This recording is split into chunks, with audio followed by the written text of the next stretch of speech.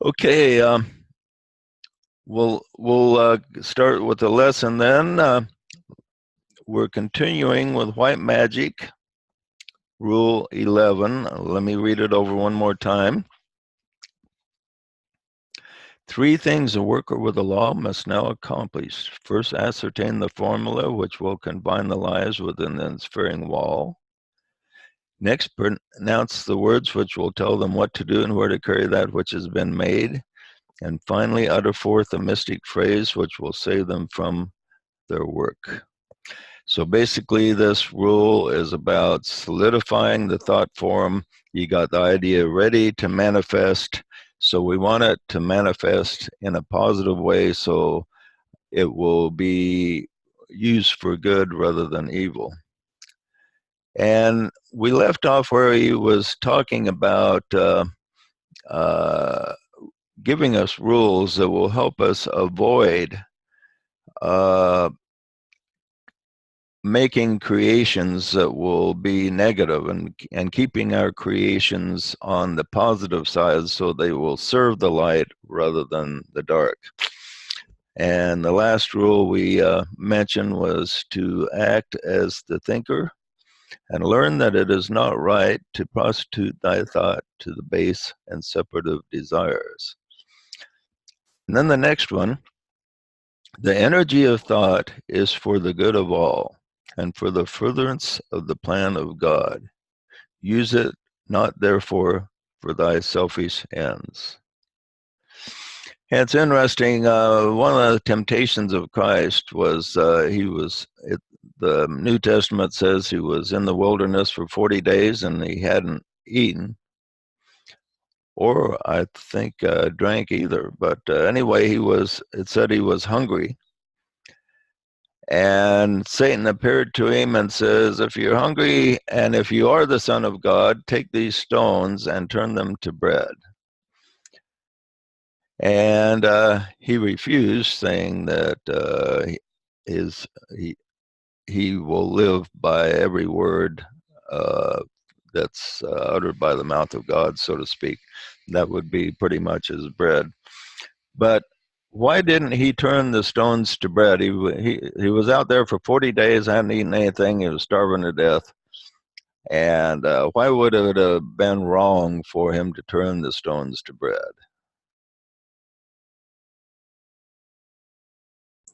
Because It's it too. wouldn't have served Bread God. would have been too stale. What say, Stacy? I said the bread would have been too stale. I was just joking.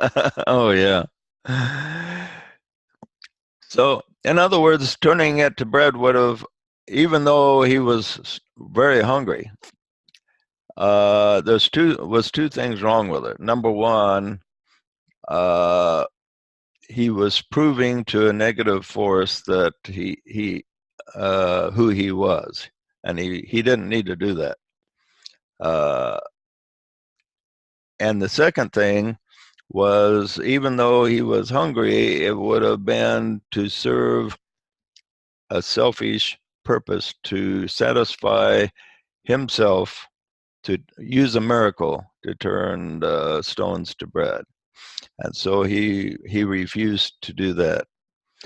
And so this is one of the points that he makes for the servants of the race, is to not use our creations for selfish ends.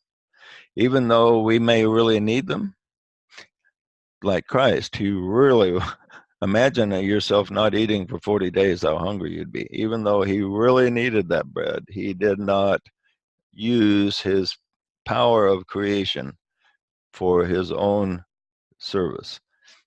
All his miracles and all his powers of creation were in the service of others. He didn't use anything for himself. Okay. The second one, JJ, oh yeah. wouldn't that also totally defeat his purpose for being there? Yeah, because his purpose was to give an example of service to others rather than self, and so that would have been a negative thing for him. The next point he makes is, before thought form is by thee constructed, vision its purpose, ascertain its goal, and verify the motive. So ask yourself as a servant, what do I want to do? Okay, so before you actually construct your idea, you vision its purpose. What's the purpose? What's the actual purpose going to be? Is it going to be to glorify me, to show the world how great of a guy I am and how clever I am? Or is it going to be a purpose that's connected to service to humanity? That's what the person needs to ask. Ascertain its goal. What is the end goal of what you're trying to create, of what you're trying to do? And then verify the motive. Look to your heart and think, um, is there selfishness on my part involved in this creation? Or am I doing it like Christ would have done it for the service of humanity? And that's difficult. He points out that our motives are very difficult for us to ascertain. That oftentimes we think our motive is pure, and it may not be as pure as we think it is. Because, the funny thing about humanity is we all think we're doing our best. In the book, How to Win Friends and Influence People, in the first part of the book, he talks about this number one uh, wanted character that they were, the police had trapped in I believe, a hotel room, and he was facing his last moments. And even though this guy was a killer and a really bad dude, he wrote kind of his last few words, and it said something to the effect that he only wanted to do good in the world, and he was trying to do his best and everything. So Dale Carnegie pointed out that even the worst character you can find on the planet, in his mind, he thinks he's doing his best, which is kind of funny. And he points out that if you want to get along with people, you need to recognize that in them, that they think they're actually doing their best. And so if you criticize anybody, even no matter how much they deserve it, they do not feel that criticism is just, unless they're really open-minded. But most people will take offense at criticism no matter how accurate it is. So because almost everybody sees themselves as making the best of maybe a bad situation or the best of their situation. So this motive, the internal motive of people is difficult for us to see, and it takes a lot of internal reflection to purify our own individual motives so that they are actually in harmony with the soul, with the higher self rather than the lower self. So it's a pretty tricky thing. And often other people can see it better than we can ourselves.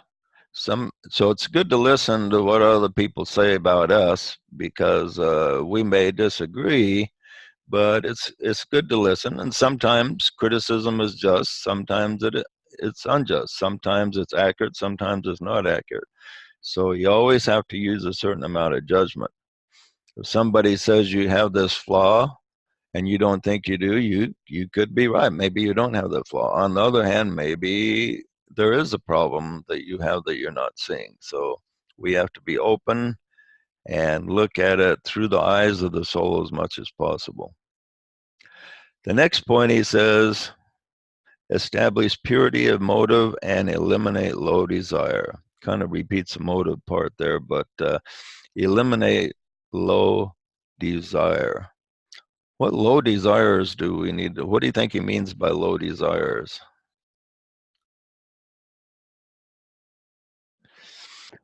What do you think a low desire would be?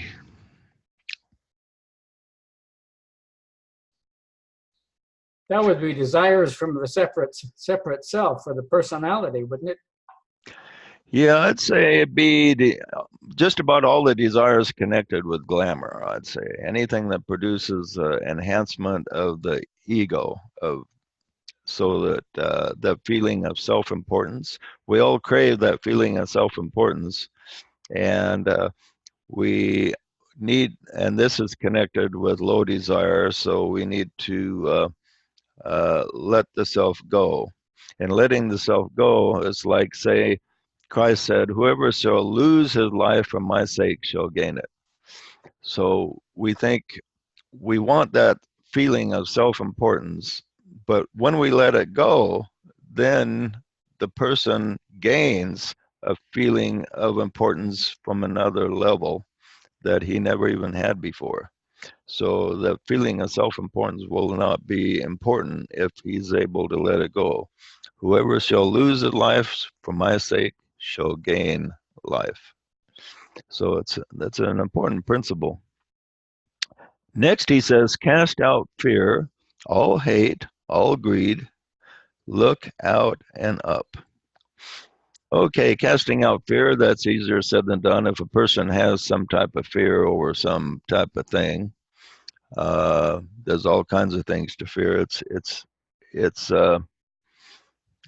really easy to say, well, just eliminate the fear, but it's much more difficult for people to do. But the best thing to do is to face it, not to hide it under a bushel, but to face the fear and ask yourself why you have this fear and replace. Well, a lot of people say, well, you just got to replace fear with love. I'd say love doesn't necessarily cast out all fear, and the fact that we're even told that when God made the worlds, he made them with fear and trembling because he had to jump into his creation. He had to actually incarnate into his creation and to play the game that we're all playing here. And visualizing ourselves as part of God, and we all jumped into it. Look at life that we all face. There's all kinds of tension involved that we have to face, that we realized on the morning of creation as we were one with God when we were jumping into this. So to face our fears, the person has to jump above the emotional level to the mind, and the mind to the soul. And if the emotions are connected to the mind and the mind to the soul, then it will be a great assistance in eliminating fear, because the downflow of spiritual energy is the most powerful thing. And the Tibet says some fears are so ingrained, the only way to eliminate them will be through the soul itself. And other fears can be eliminated by, therapy or just confronting them. But there are some so ingrained that you will need some type of soul contact to eliminate them. And if that contact is appropriately made, then the energy from the soul can come down and be a soothing balm that will eliminate the fear, or at least make it palatable. Okay, any comments on anything we talked about so far before we move on here? The resolution of fear is faith. And most human fears are fear of the unknown, and the resolution to fear of the unknown is knowledge. Yeah, that's a good point. If you say if you have a fear of death and then you obtain a knowledge that there's an afterlife, then that fear disappears. So knowledge will dispel many fears. Okay. Next, he says, pay close attention to your words. And the self-help gurus have kind of caught on this. He wrote this around 1932. But since that time, a lot of the self-help gurus have pointed out how important our words are, because our subconscious takes our words literally. So if you say, I am sick, then the subconscious registers that you are sick and decides that's what you want. You want to be sick. So it's important that you make sure that you keep your words positive, and this will help everything. It'll help your health. It'll help your state of mind. It'll help you achieve your goals. It'll help in manifestation anything that you want. So the speech is very important. He says, speech is of a triple kind. Idle words will produce effect. Okay, yeah, our idle words are important. Idle words are words you speak in conversation where you're just not thinking very much. You just happen to say stuff off the cuff. And some of these idle words take your creations in the wrong direction. And so let there be, the disciple has to be careful of even as casual conversation that all your words are constructive. The true disciple usually doesn't speak a lot, but what he does speak, the words are accurate and are potent. He says the selfish words sent forth with strong intent build up a wall of separation. Long time it takes to break that wall, and so release the stored up selfish purpose. See to thy motive, and seek to use those words which blend the little life with the large purpose of the will of God. Speaking of words, his words are always very profound and have a lot of meaning.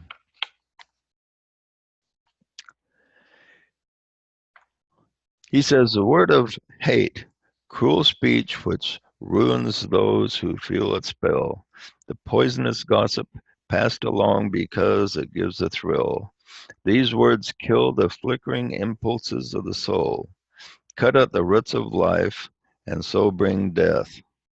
If spoken in the light of day, just retribution will they bring. When spoken and then registered as lies, they strengthen that illusionary world in which the speaker lives and holds him back from liberation. If uttered with intent to hurt, to bruise, and to kill, they wander back to him who sent them forth, and they bruise and kill. So this is, he amplifies this about the idle words is, gossip and speaking negative of somebody else is kind of par for the course. People get together and they say, "Did you hear what so and so did?" And now, talking about other people, if it's harmless, it's not a big deal. But if it puts them in a negative light, or if say you have a business and you have an employee there's a problem with, and you talk about that employee's pros and cons from a mental level and it's accurate, something like that is fine. But what's really bad is when there's a distortion involved. When you're talking about somebody and, well, like people talk about politicians from Trump to Nancy Pelosi or whoever, and they distort their views, they distort what they're thinking. So they're put in the most negative light possible. We do this with politicians we don't like. We do this with people we don't like. And he says, when we do this, the negative energy we send out will come back to us. And he says, just retribution will they bring. When the speech is then registered as lies, they strengthen that illusionary world in which the speaker lives. So if a person, for instance, doesn't like a politician and they they distort their views and what they're really trying to do and try to make them look like the bad person, this will come back and it will build up a wall of separation.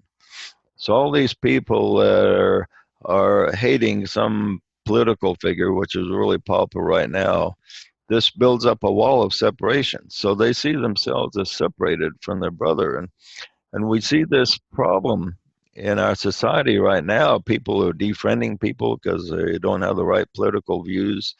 Their family members are refusing to invite other family members to Thanksgiving because they voted for the wrong guy, this type of thing. So what they're doing is they're creating a wall of separation that's hurting themselves. It's separating them. It's not separating the other guy. It's separating themselves from everything that is good and right in their own souls. And so it's important that we focus more on inclusiveness and seeing people in the right light, and seeing that, like Dale Carnegie says, each individual out there in his own mind is trying to do the best he can. Even if he's completely screwing up his life, he's not doing it on purpose. he's following basically what he thinks is making the best of a bad situation, if nothing else. So when we see people in that light and ask ourselves, well, why is this person really doing what he's doing? Then we will often see that person in a different light. In regressions where people have been taken back to the life between lives, this is one of the things that they have revealed, is that when you have your life review, you see how the other person felt that maybe you didn't like, or maybe you had a grievance with. You actually see and sense as if you were that person and why they did what they did. So in other words, somebody said something that really offended you or maybe hurt you. So in your life review, you will see everything from his point of view. And people are amazed when they go through this at how that point of view made them understand. All of a sudden they understood exactly why this guy did what he did. And it made sense from his point of view. Now, if we can do this in life, if when somebody offends us, we put ourselves in their shoes and see their point of view, it will help dissolve that wall of separation. So we don't feel so separate from our brother. We merely see our brother as having different parameters than we have. The same soul, but different parameters. And so this helps us to see us as being in the same boat rather than two different boats firing at each other. Okay, the next point. Yeah, any comment on that before we move on here? Yeah, I always tell people that if you want to be one with your brother, try a little mental exercise. Imagine yourself inside his skull looking out through his eyeballs. And it creates a link. Almost, yeah. You can actually do telepathy that way, mind-to-mind communication, by doing just that thing. Picture yourself looking out that person's eyeballs. And you can even use that on animals. You can make an animal perform a trick without any kind of training, whips and chairs and all that. You can make an animal, even a fly, do exactly what you want. You can make a fly come and land on a table at a certain spot, sit there for a certain amount of time, and fly. And the way you do it is the same way. You picture yourself looking out through that animal's eyes, and then when you have that image in your mind, then you just tell that person or animal what you want to see happen, and they do it. Well, that would be an interesting experiment to do, Rick. Done it. Yeah, if people would just do this one thing instead of saying, well, that guy's a racist and a hater. In his heart, he's not a racist or a hater. He just has a different point of view, different way of looking at things. And if all of us just did this one thing, there'd be peace on earth, goodwill to men tomorrow. But this one thing is very difficult for humanity to do, average humanity anyway. Well, it's a very, it's a very powerful healing technique that I've used quite a bit. And the person has a grievance or a judgment against a family member or a parent or a grandparent, someone they feel they've been wronged by. And like Rick said, or like we know, if you ask yourself what was that person's background, how were they treated by their parents? Oh, they were mistreated. Well, now you maybe can understand why they were the way they were. Once you become that person and see what were the causes that affected them, then you can understand why they did what they did. And until you do that, you really can't release them or forgive them. Once you do that and you can see it clearly, I can understand now why Uncle Charles was so abusive, because he was abused, then you can begin to let it go. Yeah, if you just see somebody as being evil, then you can't really forgive them. I mean, how do you forgive somebody that's Satan incarnate? But when you see them as a soul incarnated like yourself, struggling with all kinds of problems, just like you are, then it becomes feasible. Okay, next he says, the idle thought, the selfish thought, the cruel, hateful thought, if rendered into word, produce a prison, poison all springs of life, lead to disease, and cause disaster and delay. Therefore be sweet and kind and good as far as in thee lies. Keep silent, and the light will enter in. Okay, so when he says keep silence, I think he means if you have a choice of saying something negative or not, or being silent, then that's the time to be silent. And when you do this, he says, the light will enter in. Yeah, sometimes keeping silence is a lot more difficult than speaking your mind.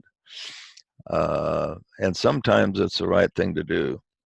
Now, in going through these points, we must always realize that judgment always enters in, because there's no one size fits all in any philosophy in any direction. There's always exceptions. So there is times to speak up and times to be silent. But the times to be silent are very golden. They say silence is golden. It is very golden if it's done at the right time and the right place. It can be very powerful, and it can cause a link with your own soul. So light will come in and you will see things in a way that you didn't see them before. My mom used to say, Curtis, better to be silent and thought a fool than to speak up and remove all doubt. Yeah, common saying, but a lot of truth in that. Those common sayings we have are they're like modern day scripture in a way. They're very solid. Grass is always greener on the other side, and that type of thing. Okay, he says, speak not of self, pity not thy fate. Thoughts of self make it difficult to hear the inner voice. Forget yourself as you build a better world. He says these rules are simple, but they will enhance right motive so the creations will be beneficial. I like the statement here. He says, pity not thy fate. How many people do you run into that have a lot of pity for themselves? It's, oh, woe is me. I'm having so many problems. Got ill health here, financial problems here, and they're focused on the problems, and they're looking for pity. In other words, they want you to feel sorry for them. They want you to say, oh man, you really got a tough fellow. I really feel sorry for you. In other words, the disciple isn't supposed to have an attitude like this. Whatever befalls us, in other words, another common phrase, take it like a man, or take it like a real woman, we could say. But whatever befalls us, and we have to deal with it instead of seeking pity and other people to feel sorry for us. Look at how we can handle it and make it better. and stand on our own 2 feet as much as possible. And he stresses this quite a bit, the importance of the disciple taking responsibility for his own life. And this is difficult for a lot of people, to take responsibility for things that enter into their life. A lot of people go through life just seeing things happen, and they just figure that everything that came in their life was random, and half of it was completely unfair, unwarranted. But we have drawn everything that's in our life, we have drawn it there, if not in this life, in past lives. So we're actually responsible for everything that enters into our life. It's there, and so it's our responsibility to deal with it. Speak not of self, pity not thy fate. So the true servant, even though he may have a lot of problems to deal with, when he's working with other people, he will focus on service and put his own problems out of his mind. Okay. He says these rules are simple, but they're extremely important. And he points out that often the very simple, easy to understand admonitions are the most important, more important than like some of the deep esoteric statements that he comes up with. Says the full use of this formula will only be understood by adepts for some time to come, though many use the basic principles and subconsciously follow them. So he points out that people subconsciously pick up the right thing to do in creations, but the more advanced disciples will actually understand what's happening, understand why creations manifest, whereas the average seeker will kind of follow his instinct and the subconscious, and his link to the soul that he has to do the right thing to bring creations into manifestation. He says these creators, apparently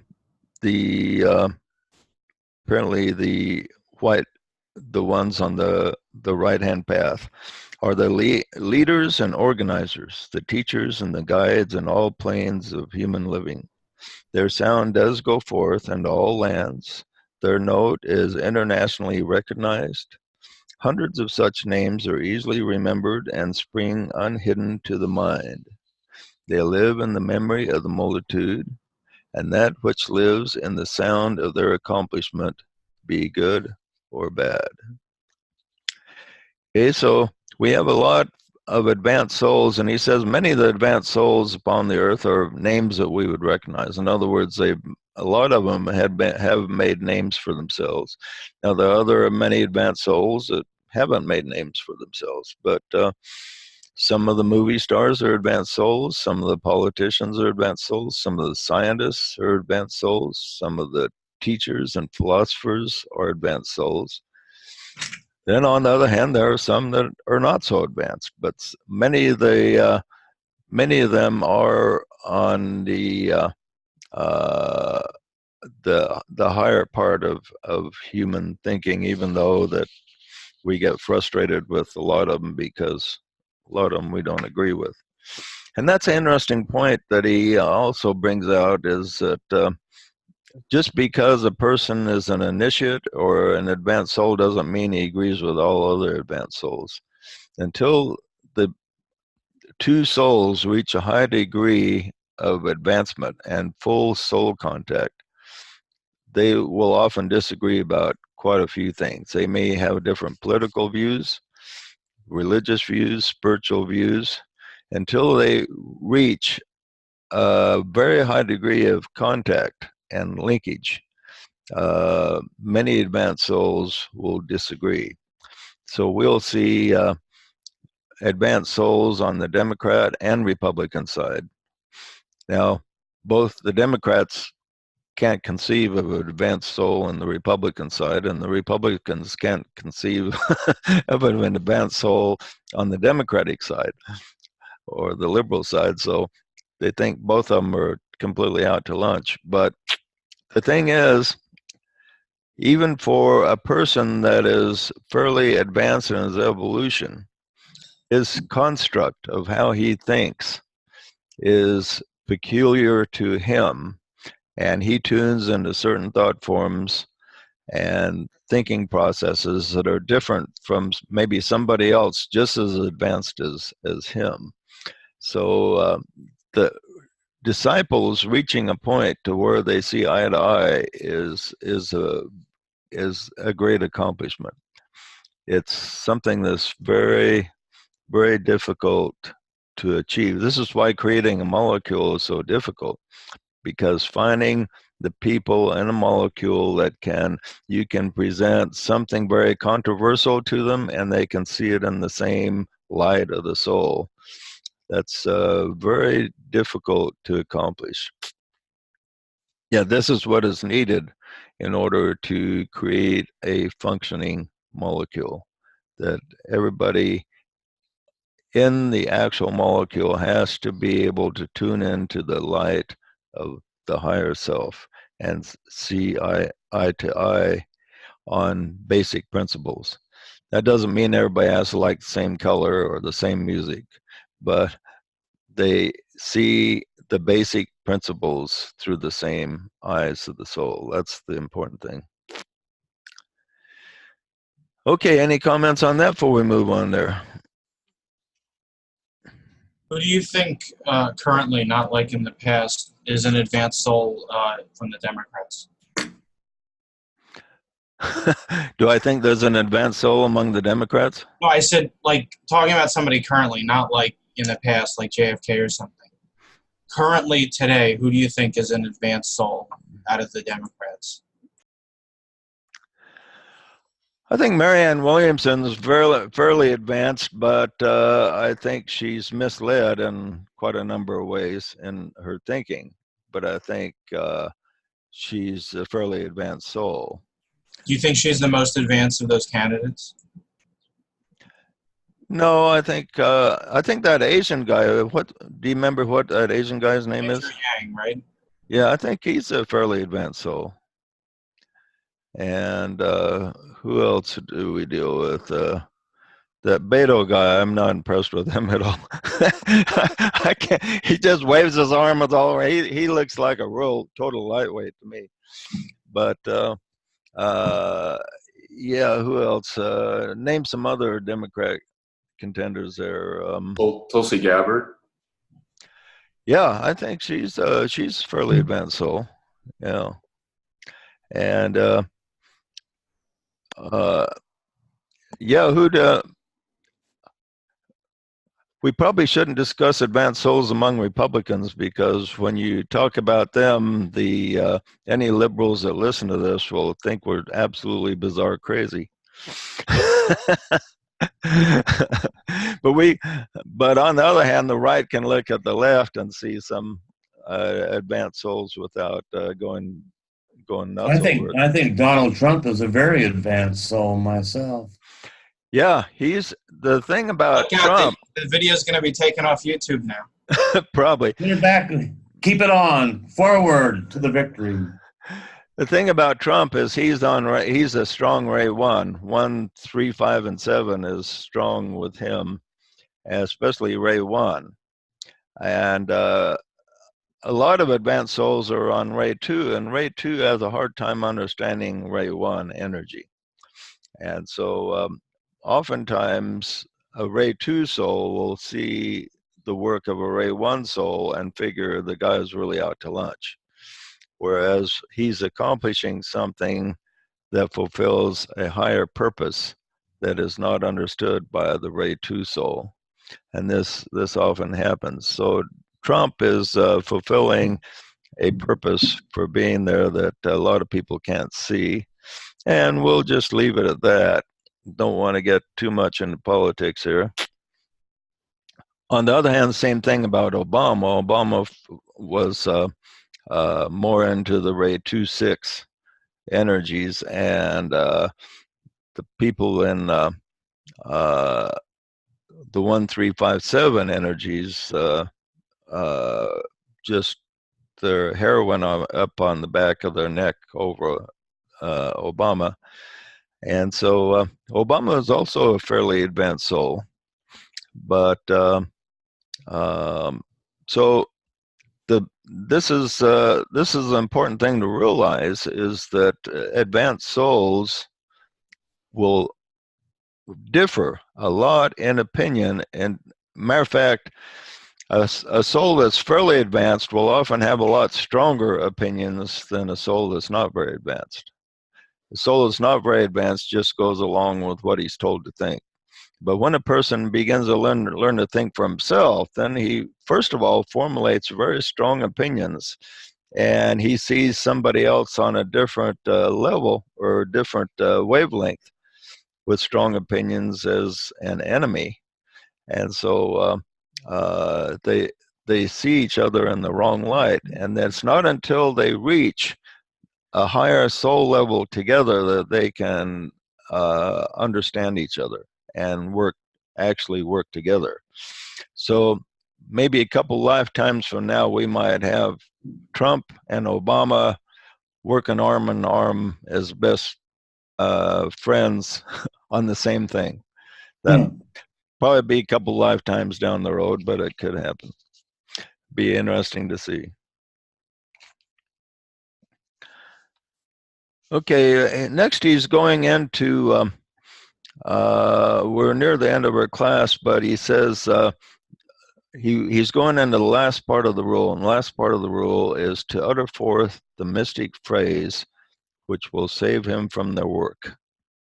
Therefore it appears that at the close of the magical work of creation, a phrase must be enunciated which effects a salvation and produces liberation of a dual kind. Liberation of the creating agent from the form which he's created, and the emancipation of that form from the control of the one who brought it into being. Very interesting phrase there. Okay, so you create something wonderful like a business or a group or an invention or whatever. He says, in other words, you have to actually be liberated from that. So let's say, let's take Steve Jobs created Apple. When Apple fired him, it actually liberated him, and he went on to create something else. And what was that? That company that made all the Pixel movies or whatever. And so he went on, and he was liberated from it. Yeah, right. And so he was liberated from it. But let's say that he wasn't. That he's just tied to his company, and he identifies with it. He identifies with it, so he doesn't move on to other things. So the creator, when he creates something, must not identify with it so strongly that that's who he is. It's not who he is. He's the creator. He's not the creation. Okay. And for instance, let's take the average person. He's a bricklayer. You say, well, and he identifies with it so much, he tells everybody, yeah, I'm a bricklayer. In other words, that's who he is. Well, that's not really who he is. He's identifying with it too strongly.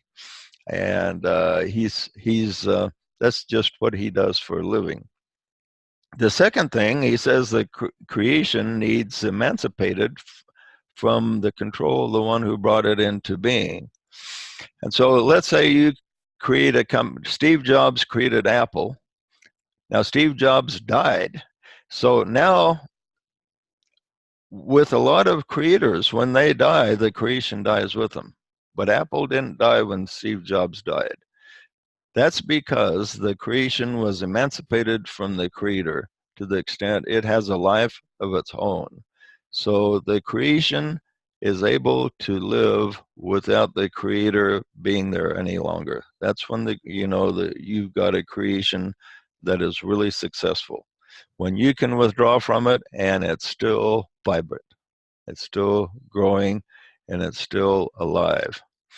And oftentimes this doesn't happen. Oftentimes when the creator dies, you hear many stories of people starting a business or starting a project, and the creator gets thrown in jail or dies or something, and everything falls apart. But when the creation is successful, then it will live without the creator. And this is the goal, the final goal of creation. And when it lives without the creator, we want it to be set upon the right path, so it will be of service to humanity rather than a detriment, because all creations have the possibility of good and evil. And when we see ourselves as creators, we want to create something that after we're gone, it will continue, our efforts will continue to live in our creations. Now, it's just not your individual creations. There's many creations that require tremendous group effort, like, say, Apple. Steve Jobs didn't do that alone. There were thousands of people involved to make that work. And so all those that made contributions can take heart in the fact that they helped to create something that has a life of its own and that was of service to humanity. That's just one example there. Okay, we'll continue this part of the rule next week. Is there any questions or comments before we sign off?